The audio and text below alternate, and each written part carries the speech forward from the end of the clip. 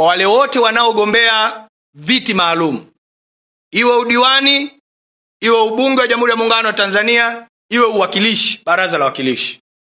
Kigezo ambacho kimojawapo kabla ya kufikia huko juu kwenye viti maalum ni kwamba kama unakusudia kuomba nafasi ya udiwani viti maalum, lazima uanze kugombea kata.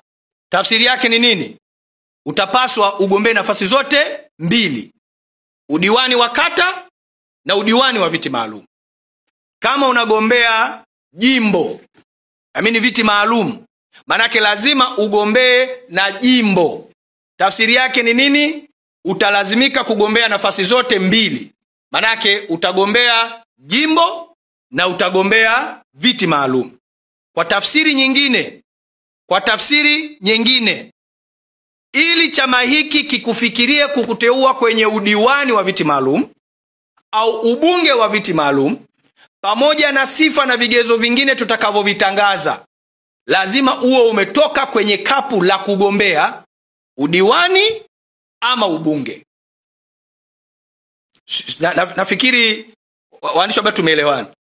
Ili chama kikufikirie, Chauma kikufikirie kuingia orodha ya wanaokusudia kuteuliwa kuwa diwani wa viti maalum au mbunge wa kiti maalum au mwakilishi wa kiti maalum, lazima uwe umetokana kwenye kapu la walioomba na kugombea udiwani. Tafsiri yake ni kwamba ukiupata ubunge wa jimbo, manake ndio umeshaupata. Manake kwenye ubunge wa viti maalum hautokuwepo tena.